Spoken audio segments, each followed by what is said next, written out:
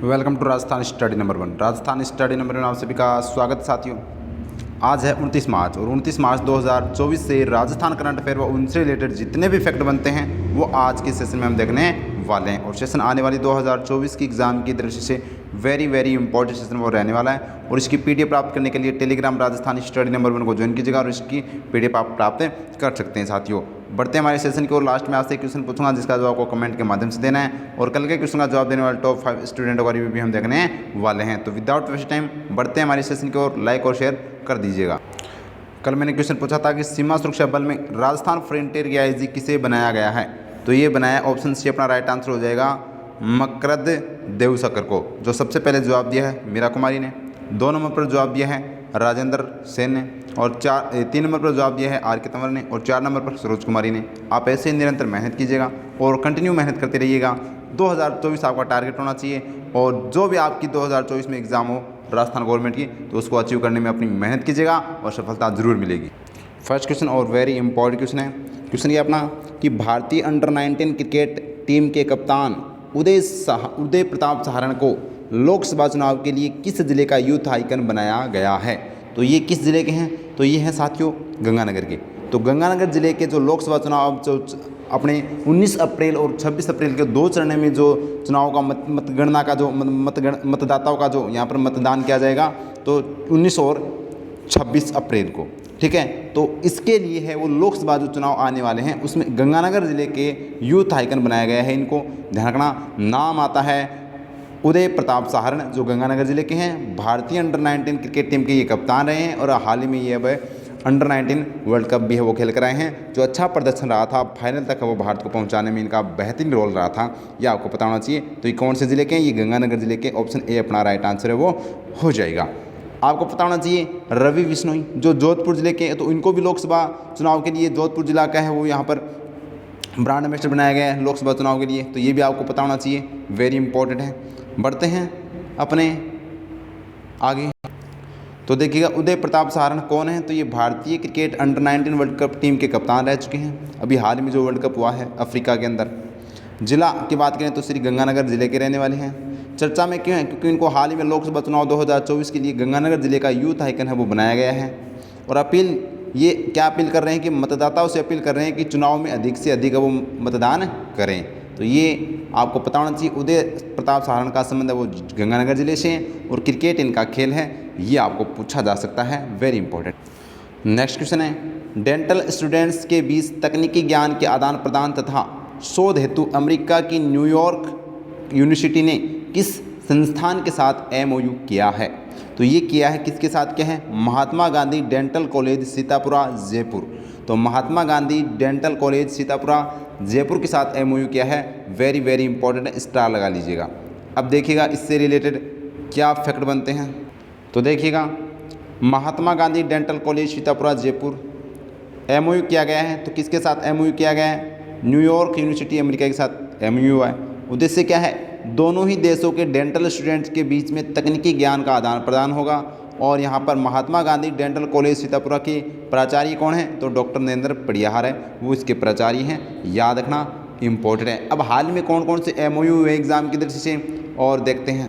तो देखिएगा CDTI जयपुर ने प्रौद्योगिकी मिशन हेतु किसके साथ MOU किया है, तो IIT जोधपुर के साथ। और IIT जोधपुर है वो पानी के अंदर ड्रोन चलाने वाला है, वो यहाँ पर ड्रोन तैयार किया गया है, पानी के अंदर ड्रोन चलेगा, ध्यान रखना IIT जोधपुर के द्वारा तैयार किया गया है। नेक्स्ट क्वेश्चन है हाल ही में राजस्थान पुलिस ने ऑनलाइन फ्रॉड को रोकने तो ई-कॉमर्स कंपनी के साथ है वो यहाँ पर क्या क्या है समझौता किया, तो वो कंपनी कौन सी है, तो मीशो कंपनी के साथ है वो राजस्थान पुलिस ने ऑनलाइन फ्रॉड को रोकने के लिए है वो MOU किया है। नेक्स्ट क्वेश्चन है छपड़ा थर्मल प्लांट पर 1600 मेगावाट अल्ट्रा सुपर क्रिटिकल कोयला आधारित विद्युत परियोजना स्थापित करने के लिए राजस्थान विद्युत उत्पादन निगम ने किसके साथ MOU किया है, समझौता किया है, तो NTPC के साथ किया है। तो इसका राइट आंसर हो जाएगा NTPC। नेक्स्ट क्वेश्चन है राजस्थान ऊर्जा विकास निगम ने 600 मेगावाट सौर बिजली राज्य की वितरण कंपनी को देने हेतु वो किसके साथ पावर परचेज एग्रीमेंट किया है, तो ये SJVN के साथ वो एग्रीमेंट किया है, तो ये आपको पता होना चाहिए। बढ़ते हैं आगे। ये भी कुछ से यूनिवर्सिटी के बारे में आपको पता होना चाहिए।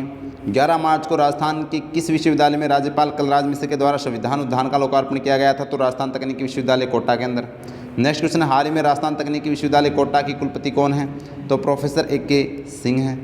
नेक्स्ट है, स्वामी केशवानंद राजस्थान कृषि विश्वविद्यालय बीकानेर का पहला लोकपाल किसे नियुक्त किया गया है? तो डॉक्टर SJS संधू को नियुक्त किया गया है। पहला लोकपाल है किसका? केशवानंद राजस्थान कृषि विश्वविद्यालय बीकानेर का।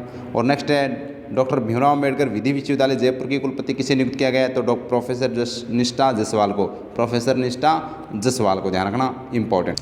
और नेक्स्ट क्वेश्चन स्टार लगा लीजिएगा, आने वाली कोई भी एग्जाम हो, चाहे वो इंडिया की हो या फिर राजस्थान की, राजस्थान या इंडिया सभी के लिए यह क्वेश्चन इंपॉर्टेंट है, स्टार लगा रहा हूँ, आपको देखने को मिलेगा। और मेरे को ये इंपॉर्टेंट लगा तभी मैंने वो इस क्वेश्चन को वो साथियों इसमें अटैच किया है।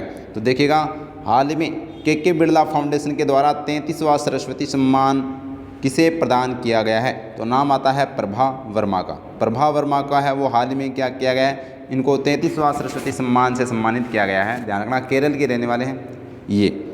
अब आपको पता होना चाहिए KK बिरला फाउंडेशन के द्वारा यह दिया जाता है। सीता भार्गव की मैं बात करूं तो इनको सुंदरकांति जोशी पुरस्कार का पहला लाइफ टाइम अचीवमेंट अवार्ड वो दिया गया है। और सुंदरकांति जोशी जो पुरस्कार का संबंध है वो क्रिकेट से है, जो राजस्थान का सर्वोच्च क्रिकेट सम्मान है, ध्यान रखना। अब हम चर्चा करते हैं इस 33वें सरस्वती सम्मान से जो आपके आने वाले एग्जाम के लिए रामबाण है। तो देखिएगा 33वां सरस्वती सम्मान से सम्मानित किसे किया गया है? प्रभा वर्मा को, जो कहाँ के हैं? केरल के हैं। किस कृति के लिए सम्मानित किया गया है? तो रौद्र सात्विकम जो मलयालम कृति है, यानी कि इनके लिए सम्मानित किया गया है। वितरण किसके द्वारा किया जाता है? तो KK बिरला फाउंडेशन के द्वारा वितरण किया जाता है। राशि की बात करें तो 15 लाख रुपये है वो राशि इसमें है वो दी गई है। शुरुआत की बात करें तो 1991 के अंदर है वो इस पुरस्कार की शुरुआत होती है। और प्रथम पुरस्कार 1991 में किसको दिया गया था? तो हरिवंश राय बच्चन को दिया गया था। कृति थी 4 खंडों में आत्मकथा। 4 खंडों में आत्मकथा के लिए वो पहला पुरस्कार है वो हरिवंश राय बच्चन को 1991 में दिया गया था। और 1991 में है वो इस पुरस्कार की शुरुआत होती है। 31वां, अब ये 33वां चल रहा है, तो 31वां किसे दिया गया? तो 31वां दिया गया था शरण कुमार लिम्बाले को, जो सनातन के लिए दिया गया था। तो किस कृति के लिए? सनातन के लिए। 32वां दिया गया था किसके लिए भाई? तो 30वां भाई, 31वां नहीं है, थोड़ी मैंने मिस्टेक कर दी है, तो आपको ध्यान रखना है। ये 30वां ये शरण कुमार लिम्बाले सनातन के लिए। 31वां कर लेना ये, ठीक है, ये 31वां कर लेना भाई, जो प्रोफेसर राम दशरथ मिश्र को दिया गया था, मैं तो यहाँ हूँ। और 32वां किसको दिया गया था? शिव शंकरी को, सूर्यवंशम के लिए। और 33वां हाल ही में किसको दिया गया है? तो ये प्रभा वर्मा को, जो केरल के हैं, ध्यान रखना। रौद्र सात्विकम के लिए दिया गया है, इंपॉर्टेंट। तो ये 30, 31, 32 ये ऐसे कर लेना, ठीक है। तो ये मैं यहाँ पर लिख देता हूँ, और वैसे आपको PDF में एकदम सही मिल जाएगी, ठीक है।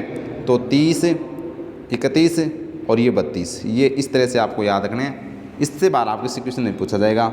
और 15 लाख रुपये इसकी राशि है। बढ़ते हैं नेक्स्ट क्वेश्चन की ओर। नेक्स्ट क्वेश्चन है, नाबार्ड द्वारा राज्य का 5वां बहुउद्देशीय ग्रामीण हाट बाजार कहाँ बनाया गया है? तो ये बनाया गया है ठिकरिया सीकर के अंदर। ठिकरिया सीकर के अंदर है वो, यहाँ पर बहुउद्देशीय ग्रामीण हाट बाजार है वो बनाया गया है, ध्यान रखना। ठिकरिया सीकर के अंदर, जो इम्पोर्टेंट भाई याद रखना। काजरी कहाँ पर है? जोधपुर के अंदर है। खाजवाला बीकानेर, याद रखना, पाकिस्तान बॉर्डर पर आ जाता है, ये इम्पोर्टेंट है। बढ़ते हैं आगे।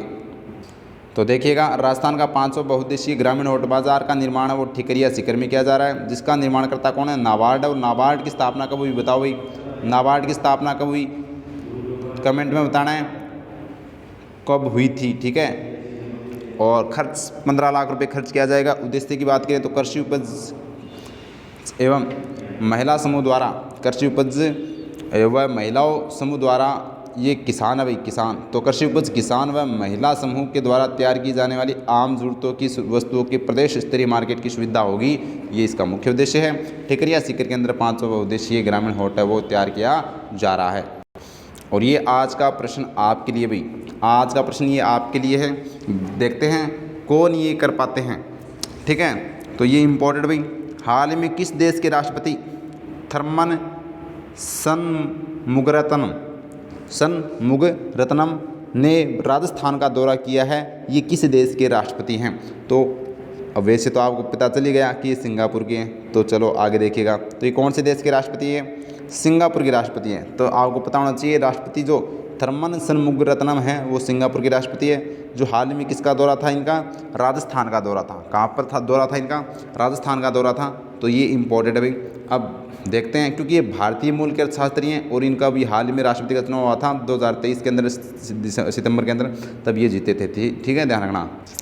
तो देखिएगा, थर्मन षणमुगरत्नम कौन है? तो ये भारतीय मूल के अर्थशास्त्री है जो सिंगापुर के 9वें राष्ट्रपति बने हैं। चर्चा में क्यों है? क्योंकि ये भारत के दौरे पर आए हुए हैं अभी हाल ही में, और राजस्थान के जैसलमेर जोधपुर के लोक स्मारकों का है वो उन्होंने हाल ही में दौरा किया है। तो ये इंपॉर्टेंट है, स्टार लगा लेना। तो ये है। अब अगर मैं पूछूँ आपसे, तो आपका क्वेश्चन ये है भाई, आज का मैं क्वेश्चन आपको यही दे देता हूँ कि अपना जो गणतंत्र दिवस 2024 था, गणतंत्र दिवस 2024 के कौन से देश के मुख्य अतिथि थे? कौन से देश के राष्ट्रपति अपने मुख्य अतिथि थे? तो कौन से देश के जो राष्ट्रपति थे ना, वो क्या थे? मुख्य अतिथि थे। तो मुख्य अतिथि कौन थे? कौन से देश के राष्ट्रपति है? वो भारत के मुख्य अतिथि थे गणतंत्र दिवस के। ये कमेंट में मेरे को बताना है। ये आज का प्रश्न आपके लिए भाई, आज का प्रश्न आपके लिए है कि गणतंत्र दिवस 2024 के मुख्य अतिथि कौन थे, कौन से देश के राष्ट्रपति थे? ये कमेंट में बताना मेरे को, ठीक है। तो ये था आज का सेशन। उम्मीद करता हूँ सेशन आपको अच्छे से समझ में आ गया होगा साथियों। अच्छा लगा है तो प्यारा से एक लाइक कर दीजिएगा और चैनल को, अपने क्लास को शेयर कर देना और सब्सक्राइब भी कर लेना, ठीक है। और PDF टेलीग्राम पर मिल जाएगी, ज्वाइन कर लेना। Thank you. जय हिंद, जय भारत माता की।